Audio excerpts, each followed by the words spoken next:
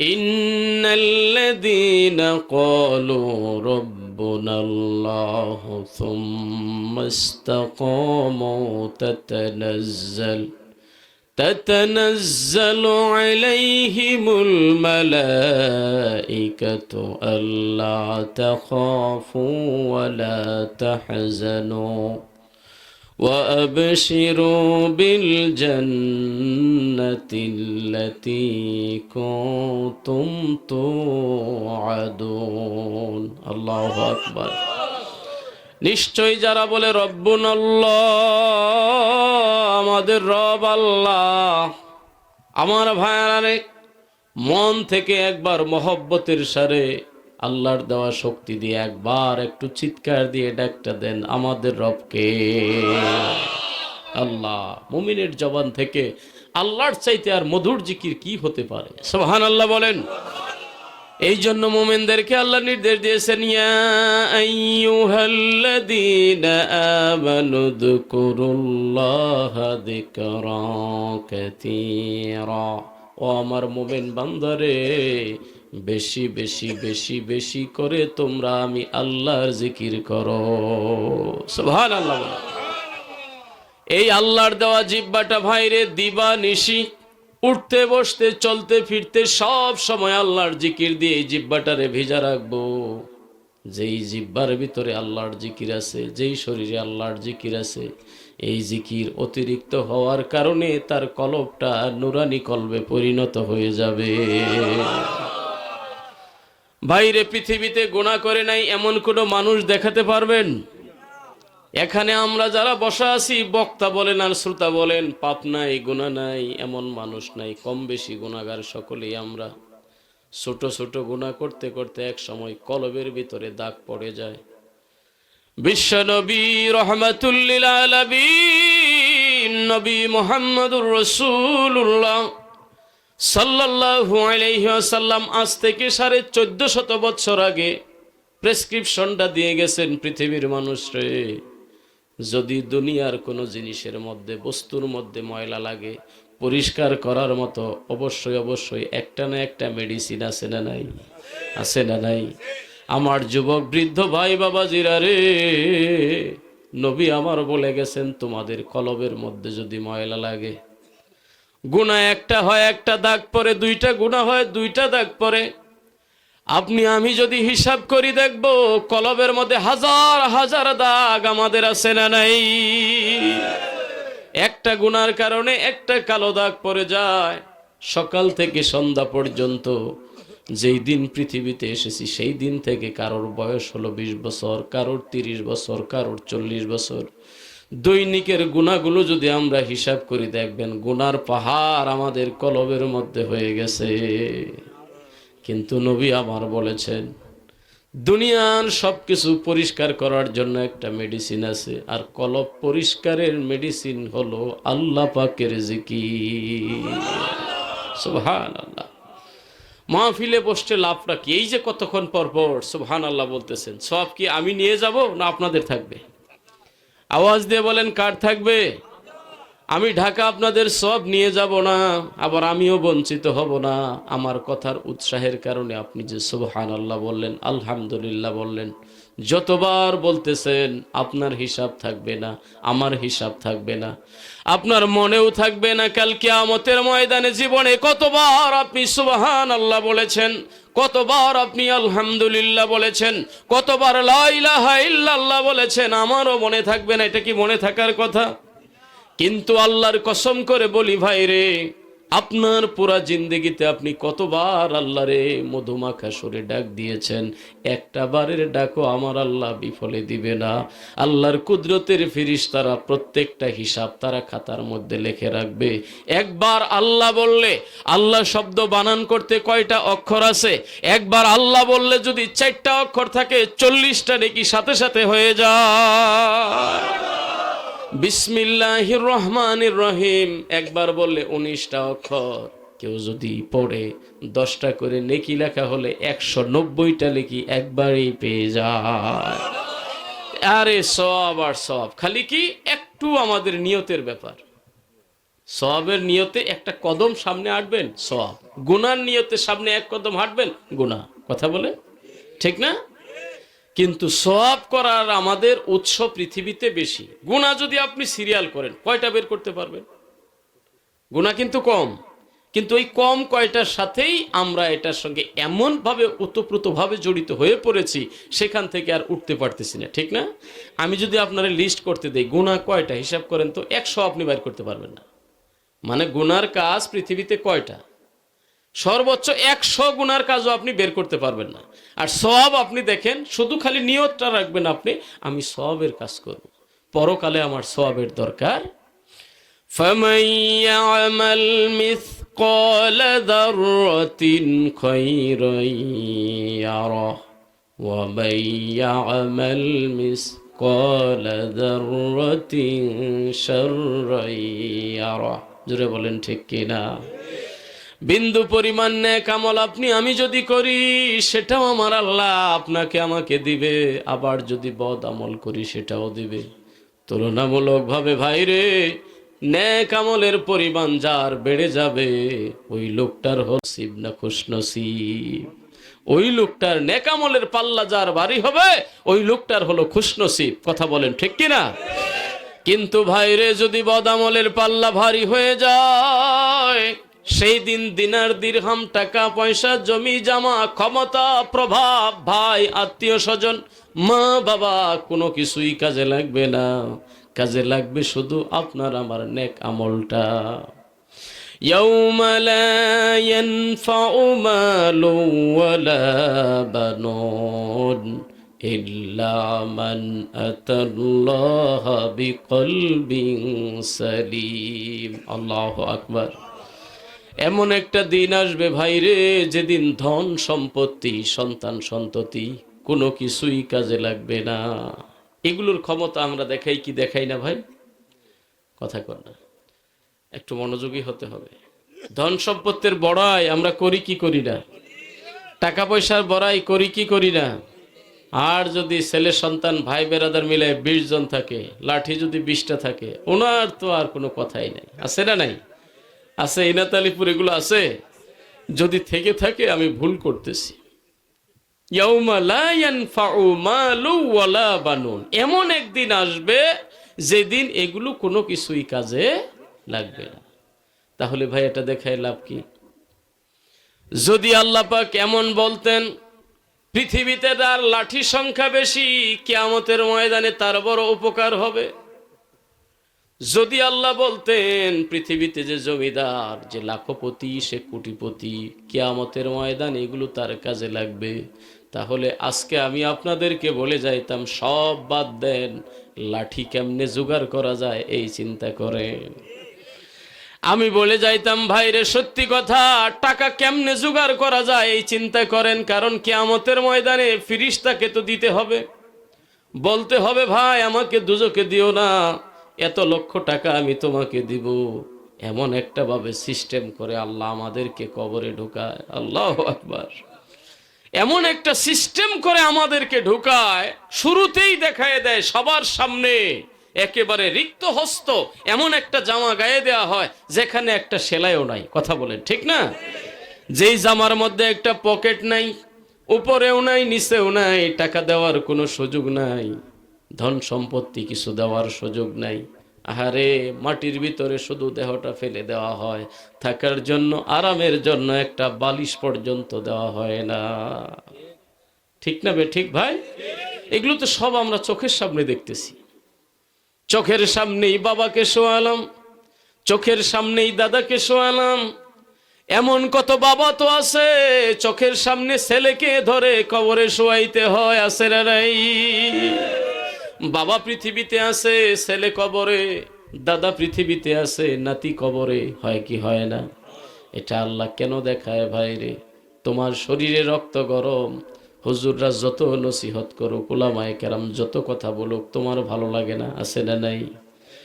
কয় হুজুর এই ওয়াজ আমার জন্য না, আরেকটু বয়স পাই, ঠিক বলেন ঠিক না, আমি বাবা হই অথবা দাদা হই, এরপরে না মানবো। এই জন্য আল্লাহ ব্যতিক্রম কিছু করে দেখান। দাদার সামনে আল্লাহ টান দিয়ে নাতিরে নিয়ে যায়, আবার বাবার সামনে টান দিয়ে ছেলেরে নিয়ে যায়। হয় কি হয় না?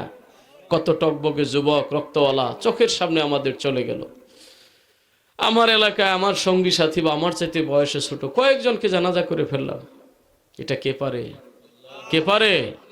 কাজেই নিজেকে পরিবর্তন করার জন্য ভাই, যদি কেউ মনে করেন যে আর একটু বয়স পাই, তাহলে আমি বলবো বাবা, আপনার চাইতে আর বোকা মানুষ পৃথিবীতে দ্বিতীয় কেউ হতে পারে? হ্যাঁ, এটা হতে পারে। ভুল হয়ে গেছে, এতদিন আমার আমল করা দরকার ছিল, পারি নাই। মসজিদে যাওয়া দরকার ছিল, পারি নাই। কিন্তু এখন আমার মসজিদে যাওয়া দরকার। কিন্তু আপনি যদি কোনো তারিখ দেন, হুজুর আগামী বছর থেকে বা 2 বছর পরে বা 3 বছর পরে আমি ঠিক হয়ে যাইতেছি, তাহলে আমি বলবো ভাই, আল্লাহ রসুল সাল্লাল্লাহু আলাইহি সাল্লামের সাহাবীদের এই সম্পর্কে থিওরি কি ছিল? বলবো আপনাকে কথাটা? কষ্ট মনে হয় আপনার, এলোমেলো করতেছেন। বললেন সব লম্বা সময় থাকবে, এই যে আবার ওঠা শুরু করছে। উঠলে কষ্ট লাগে, তখন মনে হয় যে আসলে মনে ভালো লাগতেছে না। যে ভালো লাগে তাই তো উঠা যাবে না, ঠান্ডা ধরছে, এটা বুঝছি, কষ্ট হইতেছে আসলে। আল্লাহ আমার ভাইদেরকে এর সঠিক যা তুমি দিও, সকলে বলেন আমিন। ঠান্ডা লাগতেছে, এটা ঠিক আছে। আসলে ঠান্ডার কারণে যদি উঠেন তাহলে আমার বাধা দেওয়া ঠিক হবে না, কষ্ট হবে আপনাদের। আর যদি এমনি আছে না, কিছু মানুষ মন চাইলে একটু হাইটে আসি, এটা করবেন না, ঠিক আছে? উঠবেন না দয়া করে। তো যে কথাটা বলতেছিলাম, সাহাবায়ে কেরামের এই সম্পর্কে থিওরি কি ছিল? এই সমস্যাগুলো আমার যুবক ভাইদের মধ্যে বেশি। এটা কি মাস আরবি? কথা বলেন সকলে। সারা আরবি মাস আমরা খবর রাখি না রাখি, অন্তত রজব আসলে কিন্তু আমরা বুঝি যে রমজানের সিগন্যাল চলতেছে। কথা বলেন, ঠিক না? আল্লাহ, নবীজি দোয়া করতেন, আল্লাহুম্মা বারিক লানা ফি রজব ওয়া শাবান ওয়া বাল্লিগনা রমাদান। আল্লাহ রজব শাবানে আমাদেরকে বরকত দেন, মাহে রমাদান পর্যন্ত আমাদের হায়াত দেন। সকলে বলেন আমিন। সামনে রমজানকে কেন্দ্র করে দুটি কথা ব্রেনে আসলো, বলে দেই আমার যুবক ভাইরা। ইতিপূর্বে যদি এই ভুলটা করে থাকেন, আল্লাহর হস্তে আজকে আপনাদের একজন দিনী ভাই হিসাবে, দিনের নগণ্য এক খাদেম হিসাবে আপনাদের পায়ে হাত রেখে ইনাতালিপুরের ভাইদেরকে বলে যাই, জীবনে ইচ্ছা করে একটা রোজা ছেড়ে দিবেন না। রাজি আছেন? একটা রোজা জীবনে ভাই ছেড়ে দিবেন না। আপনি যদি বালেগ হয়ে থাকেন, অধিকাংশ এখানে বালেগ, 2-1 না বালেগ থাকতে পারেন, আপনি বালেগ হওয়ার পর থেকে একটা রোজা যদি ভাই ইচ্ছা করে ছেড়ে দিয়ে থাকেন, আজীবন যদি ওই রোজার হকটা আদায় করার জন্য রোজা রাখেন, একটা রোজার হক আপনি পূরণ করতে পারবেন না, পারবেন না। খুব কঠিন ব্যাপার রে ভাই। আর হেলায় খেলায় হাসতে হাসতে যুবক কয়েকজন এক জায়গায় হয়ে বনের মাঝখানে গিয়ে, হাওরে গিয়ে, অথবা হোটেলে দিনের বেলায় পর্দা লাগায় খানা খায়, এমন পুরা কপাল যুবক আছে না নাই? আছে না নাই ভাই? আরে কত বড় ভুল আপনি করলেন। অথচ আপনার যে বডি, আপনার যে বয়স, আপনার যে শক্তি, আল্লাহ আপনাকে এমন শক্তি দিয়েছে, 3 দিন যদি আপনি না খেয়ে থাকেন, আপনি কিছুই হবেন না। আপনার শরীরও ঘাটতি যাবে না, আপনি মারাও যাবেন না। কথা কোন ঠিক বলছি ভাই? 3 দিন আপনার মতো যুবক যদি 3 দিন না খায় থাকে, কিছুই হবে না। শুধুমাত্র নিয়ত। নিয়াতুল মুমিনি খায়রুম মিন আমালি। মুমিন ব্যক্তির নিয়ত তার আমলের চাইতেও দাবি। আরে যুবক, তুমি কত কিছুর বাহানা দাও, আর আমি বলবো তোমার মতো যুবক 1 দিন 2 দিন যদি সাহারিও না খায়, তবুও রোজা করতে পারবে। কথা কোন ঠিক কিনা? আরে মাঝে মাঝে তো আমাদের এমন হয়, সকালে গাড়িতে উঠছি, এমন জায়গায় যাইতে হবে, ঢাকা থেকে এমন জেলা, যাইতে যাইতে সন্ধ্যা। বিশ্বাস করবেন না, যায় পৌঁছা মাত্র আবার হুজুর আপনার সময় হয়ে গেছে। তার মানে 1 গ্লাস গরম পানি খাওয়ার সুযোগ নাই, সারাদিন কিন্তু না খাওয়া। যাইয়ে সাথে সাথে স্টেজে 2 ঘন্টা ওয়াজ। হায়াত আছে, আল্লাহ রাখছে। কথা বলেন ঠিক না? যেদিন হায়াত চলে যাবে, আমি ওই দিন যদি দিনে 6 বার খাই, তাও তো মরবো। কথা বলেন ঠিক না? হায়াত মৌত তো আল্লাহর হাতে, খাইয়েও মানুষ বাঁচে না, আবার না খাইলে যে মারা যায় এমনও না, ঠিক না? শুধু আমাদের বুঝার অভাব। আর এই জন্য কিছু গার্ডিয়ানের দোষ আছে। বালেগ হওয়ার পর থেকে আপনার সন্তানটাকে উৎসাহ দিতে হবে, বুঝাইতে হবে, বাবা এতদিন তুমি রোজা ভঙ্গ করেছো, কিছুই বলি নাই, তুমি এখন বালেগ হয়েছো, এখন থেকে তোমার প্রতি রমজানের রোজাটা ফরজ করা হয়েছে আল্লাহর পক্ষ থেকে। বাবারে, আমার ঘরে থাকতে হইলে, আমার খানা খাইতে হইলে একটা রোজাও তুমি ভাঙতে পারবা না। ছেলে মেয়ে দেখবেন এমনিতেই টাইট হয়ে যাবে, ঠিক না? আর যদি না হয় ওটা তার ব্যাপার। বাবারে, আমি বাবা হিসাবে দায়িত্ব মুক্ত হয়ে গেলাম, আমি দাদা হিসাবে মুক্ত হয়ে গেলাম দায়িত্ব। এই হিসাবে যুবক ভাইয়ারে আমি বলবো, দীর্ঘ একটা বছরের মধ্যে মাত্র একটা মাস বছরে একবার আসে, এই মাসটা কত বরকতের মাস। অন্য মাসের নফল আর এই মাসে এটা ফরজের সমান হয়ে যায়। সুবহানাল্লাহ বলে। যত পারি আমরা বেশি, আপনাদের জন্য যে সুযোগ, বেশি বেশি কোরআন তেলাওয়াতের সুযোগ আছে না নাই? কথা বলেন, আছে না নাই? দারুল কিরাতের আওয়াজ আকাশে বাতাসে ভাসতে থাকে, ভাসতে থাকে। যেদিকে যাওয়া যায় 2, 4, 5, 10 কিলো আপনি হাঁটবেন, শুধু কোরআনের তেলাওয়াত ভাসতে থাকে। কথা বলেন ঠিক কিনা? সুযোগটা আপনারা কাজে লাগবেন। বয়স হয়ে গেছে, অসুবিধা কি? তবুও দারুল কিরাতে একটু ছোট ওই যে তাসবিদের কিতাবটা নিয়ে বসে পড়বেন। কোনো লজ্জা আছে? কোনো লজ্জা আছে? আল্লাহর জন্য বসে যাবেন। কোরআন রমজান মাসে তিলাওয়াত করলে সওয়াব আরো বেশি না কম? বেশি না কম? আরো বেশি হবে। তো সম্মানিত হাজরিন, সব মিলাইয়া আপনাদের খেদমতে আরজ করতে চাই, জীবনটাকে আমরা একটু সময় দেই, জীবনটাকে একটু পরিবর্তন করি। গতানুগতিক যেভাবে চলছি তো চলছি। যিনি মসজিদে যায় তো যায়, যিনি যায় না তো একবারেই যায় না। কথা কন, ঠিক না? যিনি রোজা রাখতেছে তো রাখতেছে, মরলেও রোজা রাখতে চায়। মানে এমন অবস্থা, জীবন যায় যায় অবস্থা, তবুও তিনি রোজা ছাড়ে না। আবার যিনি ধরে নাই, কত অজুহাত, হুজুর আমার গ্যাস্ট্রিক। কথা কন না, কি একেবারে টনটনা মানুষ দেখলে, ভাই তুমি রোজা রাখো না, হুজুর গ্যাস্ট্রিক, সইতে পারি না। সইতে পার, তোমার কি হয়েছে, সইতে পারো না কেন? একদিন যদি রোজা রাখি, আমার গ্যাস্ট্রিকের বড়ি খাওয়া লাগে, পেট ফুলে থাকে। আর পেট ফুললে তো ভালো, কথা কন না। বিনা খাওয়াতে যদি পেট ফুলে, এটা তো আরো ভালো। তোমার খাওয়া ছাড়াই পেট ভরা থাকবে। আরে কত ধরনের অজুহাত। কিছু আছে আবার চুরি করে দরজা লাগায় খানা খায়, আছে না নাই?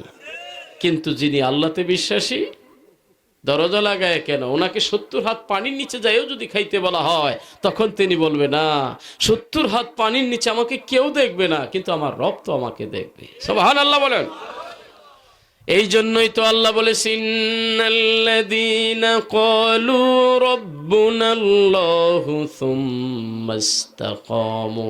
ইস্তেকামত বলতে আপনি কি বোঝেন? যারা মুখ দিয়ে বলেছে আল্লাহ ছাড়া কোনো মাবুদ নাই, ওদের উপরে যত বিষয় আল্লাহর পক্ষ থেকে সাব্যস্ত করা হয়েছে, জীবন দিতে রাজি, তবু ওই বিধানগুলো তারা ছাড়তে রাজি না। সুবহানাল্লাহ বলেন। যেদিকে বৃষ্টি সেদিকে ছাতা, এমন একদল মানুষ আছে না নাই? কখনো এদিকে কখনো এদিকে, এগুলো হলো ঈমানচুর, এরা মুনাফিক। কথা কোন ঠিক কেরা? ইস্তেকামত থাকতে হবে, জীবন বাজি করে দিয়ে হলেও। হাফেজ সাহেব হুজুর অনেক গুরুত্বপূর্ণ কথা বললেন, আমি খুব খেয়াল করে শুনলাম। আমার ভাইয়ারা রে, ভালো মানুষ যারা, বুজুর্গ যারা, যারা আমাদেরকে এই পথগুলো দেখায় গেছে, যদিও অনেকে রং ঢং লাগায় বলবে এগুলো এখন আর চলে না। কথা কোন আছে না? আর চলে না মানে এটা কি মার্কেটের কোনো ব্যাপার নাকি? যেটা মার্কেটিংয়ে এটা 2 বছর আগে ছিল, এখন আবার নিউ আর একটা ব্র্যান্ড আসছে। আগের পুরাতন ওল্ড ব্র্যান্ডগুলো বাতিল হয়ে গেছে। ইসলাম কি এমন কিছু নাকি? কথা বলেন, এমন কিছু? বরং ইসলামের দিক থেকে আপনাকে ভাবতে হবে আমার চাইতে 10 বছরের আগে কে, আবার ওনাকে ভাবতে হবে ওনার চাইতে 100 বছরের আগে কে। যে যত পুরাতন, তার বিধান তত আমাদের মানতে সহজ। কারণ আমার আগে, একদিন আগে যে পৃথিবীতে এসেছে, আমার চাইতে একদিন আগে সে রাসূলের নিকটে আছে। সুবহানাল্লাহ বলেন। সেই সূত্র ধরে কিছু কথা ভাই মনে আসতেছে, বলবো আপনাদের সাথে, কষ্ট হবে না তো? সেই সূত্র ধরে হাফেজ সাহেব হুজুর যে কথা বলে গেছেন, সম্পূর্ণ তো ওনারা বলেন না, 2-1টা ইশারায় বলছেন। কথা বলেন ঠিক না? এটা আমাদেরকে বুঝে নিতে হবে। আপনি দেখেন, কিসের ফুলতলি সাহেব কিবলা, কিসের জনপুরি হুজুর, কিসের ফুরফুরা, কিসের সারসিনা, ইমামে আজম আবু হানিফা রাহমাতুল্লাহ আলাইহি, যিনি আমার রাসূলের মাত্র 80 বছর পরে জন্মগ্রহণ করছে। কয় বছর? মাত্র 80 বছর পরে। ওই যুগের লোকটারেও এই যুগের কিছু পণ্ডিতের গালি দেয়, আছে না নাই? কথা বলেন, আছে না নাই? তাহলে সাহেব কিবলা বা এই যুগের বুজুর্গানের দিনকে উল্টাইয়ে দিতে তাদের জবানে কি লাগবে? কথা বলেন ঠিক না? 80 হিজরিতে যার জন্ম, মাত্র 14 বছর বয়সে 94 হিজরিতে আনাস বিন মালিক রাদিয়াল্লাহু তাআলা আনহুর মতো একজন জলিলে কদর সাহাবীর সাথে ডাইরেক্ট ইমাম আজম আবু হানিফা রহমতুল্লাহ আলাইহির সাক্ষাৎ হয়েছে। তাহলে সাহাবীরে যে দেখে সে কি হয়ে যায়? তাবেঈ। কি হয়ে যায়? সাহাবীকে যে সচক্ষে দেখেছে সে তাবেঈ। ওই দিক থেকে ইমাম আজম আবু হানিফা রহমতুল্লাহ আলাইহি যদি কোনো কথা বলে সেটাও হাদিসের অন্তর্ভুক্ত হয়ে যায়। কথা বলেন। আর সেটাও তো উনি মন গড়া কিছু বলেন নাই কখনো, বরং ফিকহি সমাধান দিতে। কোনো সমস্যা? হ্যাঁ, কথা বলেন না, কথা থাকলে বলেন আমার কাছে, তাইলে ভালো না এটা। সম্মানিত হাজরিন, ইমামে আজম আবু হানিফা রহমতুল্লাহ আলাইহি সমাধান দিতে যায় লাস্ট কি বলেছেন দেখেন, কত উদার মন তাদের, যে আমার কোনো মাসআলা যদি তোমরা এমন পাও যে আমার এই মাসালাতে ওভারটেক করে আমার মাসালার বাহিরে, মানে এটার সমর্থনে যদি কোনো সহিহ হাদিস পাওয়া যায় যে আমারটার সাথে মিলতেছে না, তাহলে ওটাই আমার মাযহাব। সুবহানাল্লাহ বলেন, সুবহানাল্লাহ। আর এই যুগের পণ্ডিতেরা ঢালাওভাবে বলে ইমাম আবু হানিফা ইসলামের বড় ক্ষতি করে ফেলেছে, নাউজুবিল্লাহ। উনি মানুষদেরকে মুশরিক বানাইছে, কত আজে বাজে মন্তব্য যে আমার ভাইয়ারা করতেছে। আমি বলবো ভাই, এটাও কিয়ামতের একটা আলামত। কথা বলেন ঠিক কিনা? এই যুগের সাধারণ মানুষগুলো পূর্বের যুগের বুজুর্গদেরকে গালি দিবে, এটা কিয়ামতের আলামত। এই জন্য যে যাই বলুক না কেন, যেদিকে বৃষ্টি সেদিকে ছাতা, এটা কখনো করবেন না ভাই, ঠিক আছে কথা? হুজুর ইশারা ইঙ্গিতে কথাগুলো বলে গেছেন। আপনাদের খেদমতে আরজ করব, যাদের দ্বারা আমরা ইসলাম পেয়েছি, যাদের দ্বারা আমরা আল্লাহ চিনেছি, যাদের দ্বারা আমরা রাসূল চিনেছি, যাদের দ্বারা আমরা সুন্নিয়ত পেয়েছি। কথা কন না? আর সুন্নিয়ত বলতে আপনি কি বুঝেন? সুন্নিয়তটা কি? আহলে সুন্নাত ওয়াল জামাতের পরিপূর্ণ অনুসারী যারা, তারাই তো সুন্নি। কথা বলেন ঠিক কিনা? আর সুন্নি ডাইরেক্ট বললে আবার আরেক শ্রেণী মনে করে, ওনারা মনে হয় সুন্নিয়তের বাইরে, অথচ ওনারাও তো সুন্নি, কিন্তু মুখ দিয়ে স্বীকার করে না। আর যদি আজে বাজে কিছু বলে অন্য দলে গরম হয়ে, তখন ওনারা মনে করে আমরা সুন্নির বাহিরে। আমরা যারা সুন্নি ওনারা মনে করে অন্য কিছু। কথা কন না? মূলত আমাদের মাসআলা কিছু শাখাগত আকীদা মসলক সেলসেলা ভিন্ন, কিন্তু সুন্নিয়তের বাহিরে তো কেউ না। কথা কন? আমরা আরেকটু ক্লিয়ার করি কথাটা। আলিয়া মাদ্রাসা পন্থী যারা, এরা সুন্নি, আর কওমি যারা, কথা কন না, ওনারাও সুন্নি। কথা কন না? কিন্তু আমাদের একটা দোষ, আমাদেরকেই শুধু সুন্নি মনে করি, আর ওনাদেরও একটা দোষ আছে, ওনারা মুখ দিয়ে কখনোই সুন্নি কথাটা বলে না। বুঝাইতে পারছি কথাটা? এই জায়গায় কিন্তু আমাদের ফারাকটা। যদি কওমি ভাইয়ারা ওনারা মুখ দিয়ে বলতো যে সুন্নি, আর মূলত তো ওনারাও সুন্নি, কারণ সুন্নির বাইরে যারা, এরা তো শিয়া। কথা কন না? আমার দেশে এখনো যদি আপনি লেখেন একটা দলিলে বা কোথাও, আমি নিজের চোখে দেখেছি যে আপনার ইসলাম কোন ইসলাম আপনার, আমরা ইসলাম সুন্নি। কথা কন না? লেখা থাকে কি ইসলাম মানে আমরা কোন ইসলামে বিশ্বাসী, আমরা সুন্নি মতবাদে বিশ্বাসী। ওই কওমি যারা, ওরাও কিন্তু সুন্নি। কথা কন না? আমরাও সুন্নি, কিন্তু ওনারা ক্লিয়ার করে কোনোদিন বলে না সুন্নি, আর আমরাও ডাইরেক্ট বলি যে আমরাই সুন্নি। ব্যাপারটা হয়েছে এই জায়গায়।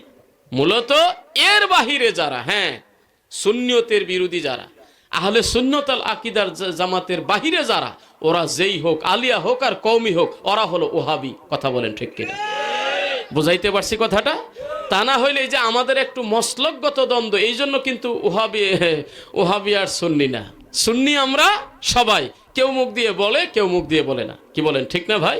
শাখাগত মাসালার ভিন্নতার কারণে সুন্নিয়ত থেকে কেউ বাইরে যায় না, কিন্তু ওনারাও এটার এমন গুনাহ মনে করে যে সুন্নিয়ত এটা ওদের জন্য ভাগ করে দেওয়া হয়েছে, আমরা সুন্নি না।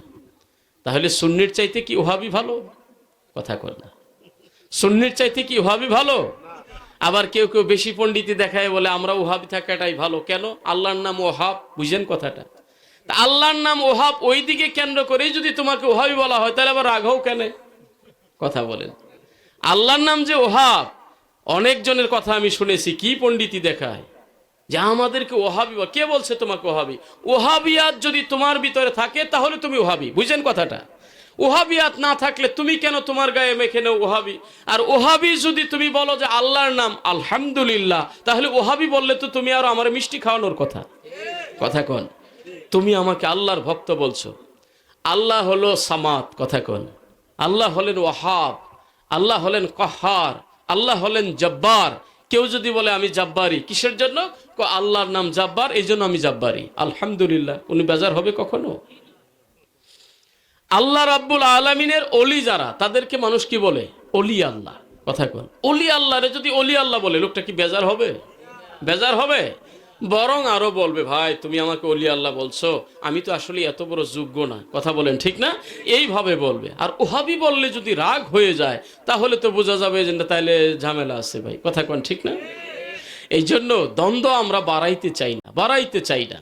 আপনারা আমাদেরকে বুকে নেন, আমরা আপনাদেরকে বুকে নেই। আমরা একসাথে হয়ে ইসলামটা মানুষের কাছে সুন্দর করে উপস্থাপন করি, তাহলে আর আমাদের ভিতরে আমাদেরকে সুযোগ কাজে লাগাইয়া ওই নাস্তিক বেঈমান মুরতাদগুলো আমাদের ইসলামকে তারা বাঁকা চোখে দেখার সুযোগ পাবে না। কথা বলেন ঠিক কিনা? জোরে বলেন ঠিক কিনা?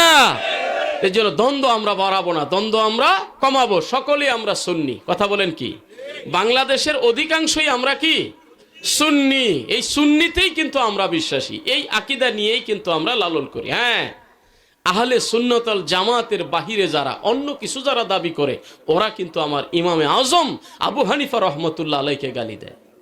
কোন কওমি আলেমের মুখে আপনি শুনছেন আবু হানিফারে গালি দেয়? বুঝেন কথা? কেন আমি এই কথাগুলো বললাম? মূলত তো আমাদের বেশি তফাৎ নাই, সামান্য দুই একটা ব্যাপার। আমি দেখেছি বেশ কয়েকজন বড় বড় উল্লেখযোগ্য, ওই চুনুপুটিগুলো বাদ দেন, উল্লেখযোগ্য মুরব্বী কওমি আলেম যারা, কয়েকটা ভিডিও আমি দেখেছি, ওনাদেরকে সরাসরি বসার সুযোগও হয় নাই, ওই বয়স আমার হয় নাই, কিন্তু ওনাদের মুখ থেকে আমি কি প্রশংসা শুনেছি সাহেব কিবলা ফুলতলি রহমতুল্লাহ আলাইহির। সুবহানাল্লাহ বলেন। বিশেষ করে এবার আমাদের এই যে ছোট সাফ হুজুর হুসামউদ্দিন চৌধুরী, উনি যে নির্বাচন করলেন, আপনার সিলেটের বেশ কয়েকজন মুরব্বীর মুখ থেকে আমি শুনেছি যে এই বছর আমাদের সুযোগ এসেছে সাহেব কেবলার পরিবারের প্রতিদান দেওয়ার, এমন কি জানি একটা মন্তব্য করেছে। সুবহানাল্লাহ বলেন, সুবহানাল্লাহ বলেন। তাহলে বড় যারা, তারা তো কখনো ফুলতলিকে ছোট করে দেখে না। আবার সেই বাংলাদেশের সদর শাহ হুজুর যিনি ছিলেন, বাংলাদেশের কওমিদের সদর শাহ হুজুর আল্লামা শামসুল হক ফরিদপুরি রহমতুল্লাহ আলাইহি, নাম আমরা আপনারা শুনেছেন। এই যে কিছুদিন আগে এই খতিব সাহেবের আগে যিনি খতিব সাহেব ছিলেন, এনার বাবা শামসুল হক ফরিদপুরি, আমার ভাইরা, উনি আর শর্ষিনার পীর সাহেব হুজুর এক স্টেজে, এক মঞ্চে, এক ওয়াজের মাহফিলে বসে তারা ওয়াজ করছে। উনি হলেন সুন্নিয়তের একজন, আর উনি হলেন কওমি মাদ্রাসার। তাহলে কওমি আর সুন্নি তো ডিফারেন্স নেই, থাকলে বসলো কেমনে? কথা বলেন ঠিক না? এটা আমরা যুগে যুগে কিছু চাপাবাজগুলো এই ডিভাইডটা বেশি করে ফেলতেছি আমরা, যে ওরা ওহাবি ওরা সুন্নি। ওই ওহাবি ওই গ্রুপের মধ্যেও কিছু আছে উশৃঙ্খল, আবার আমাদের গ্রুপের মধ্যেও কিছু আছে উশৃঙ্খল, আছে না নাই? এইগুলো আমরা না করে আবার পূর্বের যুগের বুজুর্গরা যেভাবে মিলেমিশে চলছে এক স্টেজে, আমরাও সেভাবে আবারও থাকতে চাই। কথা বলেন ঠিক কিনা? আল্লাহ কবুল করুক, সকলে বলি আমিন। ইমামে আজম আবু হানিফা রহমতুল্লাহ আলাইহি কিন্তু ওই শ্রেণীর কোনো আলেমে গালি দেয় না। আমার ভাইয়েরা, ইমামে আজমকে যে গালি দিতে পারে, আপনাকে আমাকে গালি দিতে তার কি মুখে কিছু লাগবে? অথচ দেখেন শাইখুল হাদিস শায়েখ আব্দুল্লাহ ইবনে মুবারক রহমতুল্লাহ আলাইহি, তিনি একবার বলেন, আমি কৌতূহলী হয়ে সেই বাগদাদে চলে গেলাম ইমামে আজমের এলাকাতে, যেখানে ইমামে আজম আবু হানিফা রহমতুল্লাহ আলাইহি বসবাস করতেন। শাইখুল হাদিস আব্দুল্লাহ ইবনে মুবারক, তিনি কিন্তু সকলের কাছে গ্রহণযোগ্য একজন ব্যক্তি। সুবহানাল্লাহ বলেন।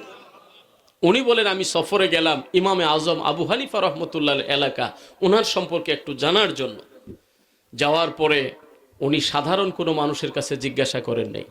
এই জন্য আমার ভাইয়ারা, এই যে গণতন্ত্রের যে ব্যাপার, হক্কানি উলামায়ে কেরাম গণতন্ত্রের সাথে কিন্তু এখনো একমত হইতে কষ্ট নেবেন আপনারা বলেন। কারণ গণতন্ত্র কি সহজে বুঝেন, সবার ভোট এক বাক্সেই পড়ে। যিনি বেশি শিক্ষিত, যিনি কম শিক্ষিত, যিনি আলেম, যিনি সাধারণ, জীবনে কোনি যে কলম দিয়ে নিজের নামটাও লিখতে পারে না, সবার মতামত কিন্তু একভাবেই পড়ে গণতন্ত্র। কথা বলেন ঠিক না? আর ইসলাম যেটা, খেলাফত যেটা, এটা কি বেশ কিছু গ্রহণযোগ্য মানুষ একজনকে নির্বাচিত করবে। সুবহানাল্লাহ বলেন। বিশেষ বিশেষ লোকগুলো একজনকে পদায়ন করবে। এটা হলো ইসলামের পদ্ধতি। আমার ভাইরা, ইমামে আজম আবু হানিফা রহমতুল্লাহ আলাইহিকে জানতে গিয়ে তিনি সাধারণ কোনো পাবলিকের কাছে জিজ্ঞাসা করেন নাই। ওই যুগের যুগশ্রেষ্ঠ আলেম যারা, তাদের কাছে যায় জিজ্ঞেস করলেন যে ইমামে আজম সম্পর্কে আপনার মতামত কি? সুবহানাল্লাহ বলেন। আব্দুল্লাহ ইবনে মুবারক রাহমাতুল্লাহ আলাইহি বলেন, ইমাম আজম আবু হানিফা রাহমাতুল্লাহ আলাইহি সম্পর্কে আমি প্রথম জিজ্ঞেস করলাম ওনার এলেম কেমন, উনি হাদিস শাস্ত্রে কেমন পারদর্শী। ওই তৎকালীন যুগের আলেমরা এক বাক্যে বলল, আমাদের এই যুগের সবচাইতে বড় অভিজ্ঞ শাইখুল হাদিস মুহাদ্দিস হলেন ইমামে আবু হানিফা। আর আজকের এই পণ্ডিতগুলো বলে তিনি হাদিস শাস্ত্রের তেমন কোনো দখল ছিল না। চিল্লায়ে বলেন নাউজুবিল্লাহ। 94 হিজরিতে যিনি সাহাবীদের সঙ্গে সাক্ষাৎ পেয়েছে, আমার নবী কি বলেছে? লা তামুসুন নার মুসলিমার রাআনি আও রাআমার রাআনি, ওই সমস্ত মানুষদেরকে দুজকের আগুন স্পর্শ করবে না যারা আমাকে দেখেছে, আবার ওদেরকে যারা দেখেছে। সুবহানাল্লাহ বলেন। দুজকের আগুন তাদেরকে স্পর্শ করবে না। এদের বুকের পাটাটা কত বড়, ওই ইমামে আবু হানিফাকে নিয়েও তারা মন্তব্য করে। চিল্লায়ে বলেন নাউজুবিল্লাহ। এই জন্য আমার ভাইয়েরা, জিজ্ঞেস করা হলো এলেম সম্পর্কে, জবাব আসলো। এরপরে জিজ্ঞেস করা হলো ইমামে আজমের ইবাদত সম্পর্কে। এই কথাগুলো কেন বলতেছি ভাই? এই যুগে দেখবেন আমাদের একজনের এলেম আছে, আমল নাই, আবার আরেকজনের আমল আছে, এলেম নাই। এমন আছে না নাই? এমনও আলেম আপনি খুঁজে পাবেন, বক্তৃতার জগতে আপনারে একেবারে মানে কি করব আপনারে নাচাইতে পারবে, খবর নিয়ে দেখবেন ঠিক মতো নামাজটাও আদায় করে না। কথা কর আছে না? এটা বলা আমার ঠিক না, আমাদের দিকেই চলে আসে। এরপরেও সত্য তো, ওয়াজ খুব মজাইতে পারে কিন্তু নামাজটাও ঠিক মতো আদায় করে না। কিন্তু কার সম্পর্কে জিজ্ঞাসা করা হইতেছে? ইমামে আজম আবু হানিফা রাহমাতুল্লাহ আলাইহি। যেমন ছিলেন এলেমে, তেমন ছিলেন আমলে। আমলগুলো কেমন আপনি দেখেন।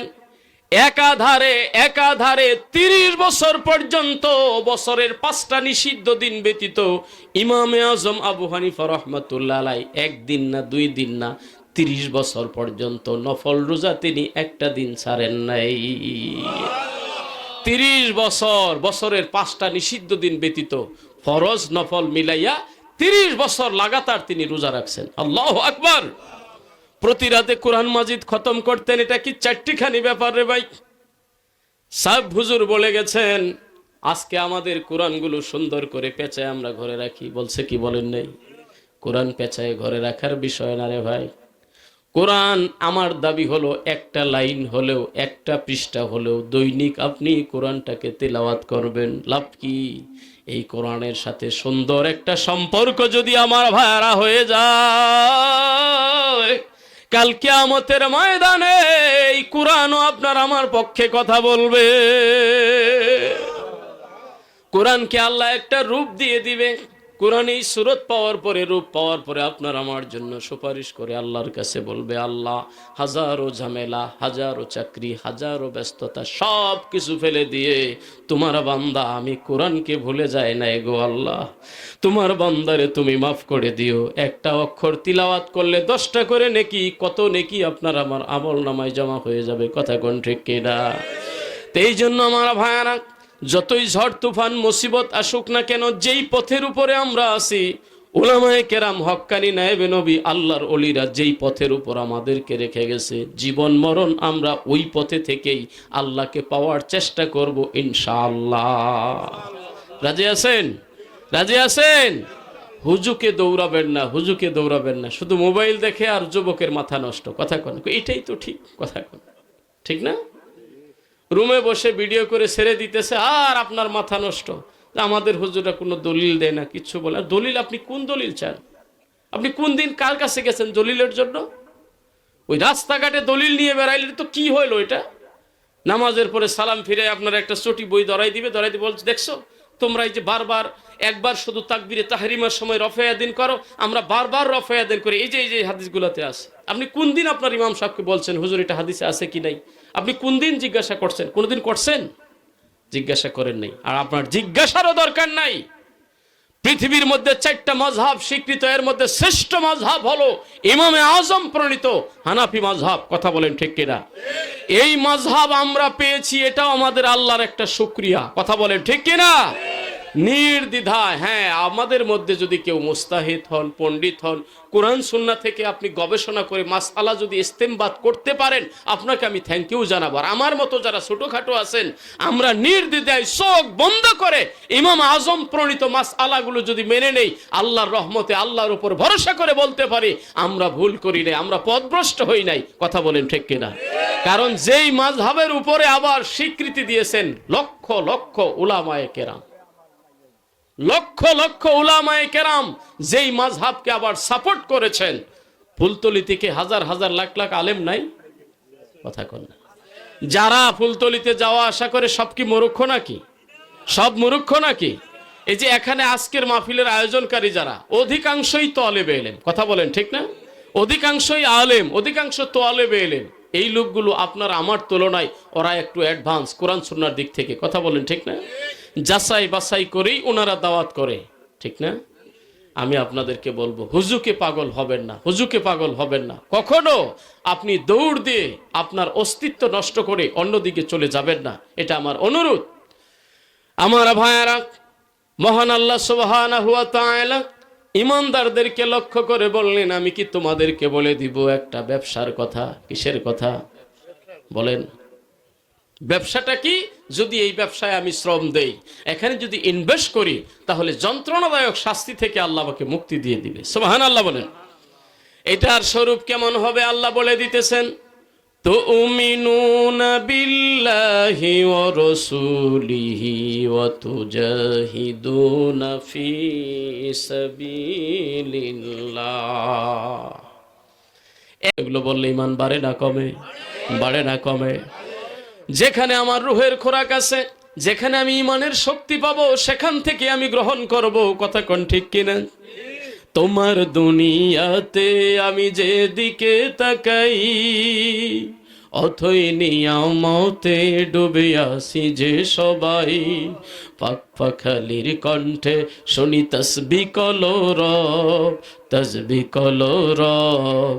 আল্লাহ আমার রব, এই রবি আমার সব। মাল্লাহুল মাওলা ফালাহুল কুক। আল্লাহরে রাজি করে দেখেন না ভাই, যা আপনি চাবেন, যা দরকার, পৃথিবীর কেউ যেটা পারে না সেটা পারে কে? আওয়াজ দিয়ে বলেন কে? আল্লাহর পথে যত আগাবেন, সেটা জান দিয়ে হোক আর মাল দিয়ে হোক, যত আপনি সামনে আগাবেন, তত আল্লাহ আপনার আরো সহযোগিতা করবে। কথা কোন ঠিক কিনা? তা আমার ভাইয়েরা, প্রথমেই প্রশ্ন করবে কি মার রব্বুক? তা আবার ওই পাগলামি যারা করে, দেখেন, মনে হয় এই এলাকা বলছি কিনা জানি না, বললো আবার বলি কথাটা। পাগলামি যারা করে, ওদের ধারণা কি? কেন মানুষ ওদেরকে নিয়ে আমাদেরকে ক্রিটিসাইজ করে? কয়েকটা যুবক, আমি মাহফিল করে ফিরতেছি, গাড়ির অপেক্ষায় দাঁড়িয়ে আছি। আমি তো আগেও বললাম যে একাই থাকি, আমি রাস্তায় দাঁড়িয়ে আছি। যুবকগুলো এমন, মানে মনে হয় ওরা আখিরাতের এত ভক্ত হয়ে গেছে, কিন্তু দেখে বোঝা যাইতেছে যে একটাও নামাজি না। ঠিক আছে কথা? আখিরাতের খুব ভক্ত। যে আমার এক উস্তাদে পড়াইতে যায় বলছিল, মোটামুটি বয়স্ক মানুষ, চাচা আপনি যে মসজিদে দেখি না চাচা, এক ওয়াক্ত আসেন না। বাবারে, কবরের চিন্তায় বাঁচি না, কি মসজিদে আসবো? কি চিন্তাটা তার, চিন্তা করছেন? মানে কবর নিয়ে এত চিন্তা তার, উনি মসজিদেই যেতে পারে না, দিন রাত খালি কবর নিয়ে চিন্তা করে। মুনকার নাকির এসে যখন করবে অভিযোগ, কবরেতে বলবো আমি খাজা বাবার লোক।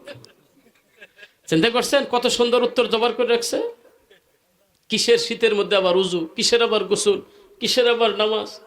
আমি বলবো কি, মাশাআল্লাহ, নারায়ে তাকবীর। আমার পরবর্তী মেহমান ভাই এসে গেছে।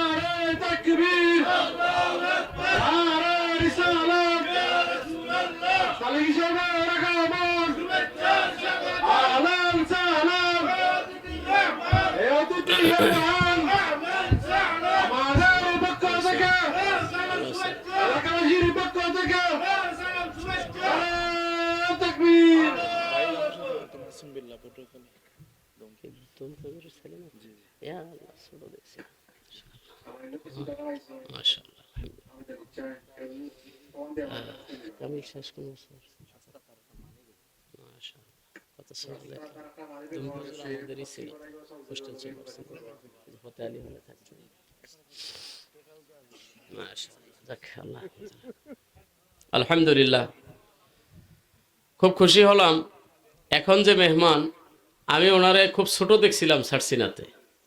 আমার উস্তাদের ছেলে উনি, আলহামদুলিল্লাহ বলেন। চেহারা আমার কিন্তু মনে আছে। উনি বলতেছে যে আমাকে চিনছেন, আমি হ্যাঁ, আমি তো মনে হইতেছে এরকম। দাড়ি তো প্রশ্নই আসে, অনেক ছোট ছিল, 6-7-এ পড়তে হইতো যখন আমি সারসিনাতে ছিলাম। এখন তো আমার চেয়েও বড় দেখা যায়, আলহামদুলিল্লাহ। তো এই মেহমান আপনারা কেমনে জোগাড় করলেন? মাশাআল্লাহ। এখন আর উস্তাদের ছেলে, ওনার বাবা আমার একজন গ্রহণযোগ্য উস্তাজ। আমার একটা কথা খুব মনে আছে, হুজুর একদিন আমারে খুব শাসাইছিলেন। মানে আমি নিজে ওয়াজ করতে যাই নাই, ফাজিলেপুরি সারসিনাতে এক উস্তাদের সঙ্গে নদীর ওই পারে ওয়াজে গেছি। আসার পরে আর আমারে বোর্ডিংয়ে রাখবে না, নাম কেটে দিবে, বাড়ি যাও মুখলেস, তোমার শশিনা থাকা লাগবে না। অপরাধ হলো ওয়াজে গেছি। চিন্তা করেন, এখানে আসছো এলেম অর্জন করার জন্য, আগে কিতাব শিখো, এলেম অর্জন করো, এরপরে ওয়াজ। চিন্তা করছেন ব্যাপারটা? হুজুরের কথাটা আমার মনে আছে, ওনার আব্বা। তা আলহামদুলিল্লাহ, হুজুরকে আমি কথা দিয়েছিলাম, হুজুর সারসিনা থাকতে আর ওয়াজে যাব না কোনোদিন, আর যাইও নাই আমি। একেবারে সারসিনার পড়ালেখা শেষ করে এরপরে আবার 2-4 জায়গায় যাওয়া শুরু করছি, আলহামদুলিল্লাহ। আমি হুজুরের জন্য দোয়া করি, আমার ভাইজানের জন্য দোয়া করি, আল্লাহ ওনাদের খেদমত কবুল করুক, সকলে বলি আমিন। তো যে কথাটা বলতেছিলাম, আমার রাসূল সাল্লাল্লাহু আলাইহি সাল্লাম শেষবারে বলে দিলেন কি ইহসান সম্পর্কে। ইহসানটা কি? সহজ কথা, আনতাবুদাল্লাহ কাআন্নাকা তারাহ ফাইন লাম তাকুন তারাহু ফাইন্নাহু ইয়ারাক। যে কোনো ইবাদত যখন তোমরা করবে, একমাত্র এটা মনে রাখবা, আল্লাহকে দেখে দেখে আমি ইবাদত করতেছি। সুবহানাল্লাহ বলেন। দেখেন ইসলাম কত সহজ। নবীজি আমাদের জন্য আরো সহজ করে দিয়ে বললেন, যদি এই ধারণা তোমার নাই হয়, এই স্তরের লোক কয়জন আছে ভাই, কথা বলেন? এই ধারণা যদি তোমার না হয় যে আল্লাহকে দেখে দেখে ইবাদত করতেছি, অন্তত তুমি এটা মাইন্ডে রাখবে, আমি দেখি আর না দেখি, আমার আল্লাহ আমারে দেখতেছে। আমার ভাইয়েরা, রব্বুল আলামিনকে হাজির নাজির জেনে মনে একেবারে ইমানের স্পৃহা নিয়ে, আল্লাহ আমার সব দেখে, এমন ভাব নিয়ে আমরা নামাজে দাঁড়াবো। ওই নামাজটাই হবে আমার নাজাতের ওসিলা। কথা কোন ঠিক কিনা? আল্লাহ পাক রব্বুল আলামিন আমাদেরকে সঠিক ইমান, সহি আকিদা, মজবুত আমল, নেক আমল নিয়ে কবরে যাওয়ার তৌফিক দান করুক। সকলে বলি আমিন। ওয়া আখির দাওয়ানা আনিল হামদুলিল্লাহি রাব্বিল আলামিন। اللهم صل على سيدنا ونبينا شفينا حبيبنا مولانا محمد صلى الله عليه وعلى آله وأصحابه وبارك وسلم. اللهم آمين. الحمد لله رب العالمين والصلاة والسلام على رسوله محمد وآله وأصحابه أجمعين. يا رب العالمين يا أرحم الراحمين. আল্লাহ এই নেতালিপুর আল হেরা ইসলামী সমাজ কল্যাণ সংস্থার উদ্যোগে সাহেব কিবলা ফুলতলি রহমতুল্লাহ আলাইহি নেতালিপুরের যত মুর্দেগান রয়েছে, সবার ইসালে সওয়াব উপলক্ষে আজকের এই মাহফিল আল্লাহ আপনি দয়া করে কবুল করে নেন। ইয়া রাব্বাল আলামিন, সেই সাথে ফরিয়াদ জানাই, এই মাহফিলটাকে প্রতিষ্ঠিত করতে যাইয়া আমার এলাকার যুবক ভাইরা দেশ থেকে বিদেশ থেকে যে যেভাবে সাহায্য সহযোগিতা করেছে আপনি কবুল করে নেন। সওয়াবের হাদিয়াটুকু নবীজির রওজা মদিনাতুল মুনাওয়ারায় পৌঁছায় দেন।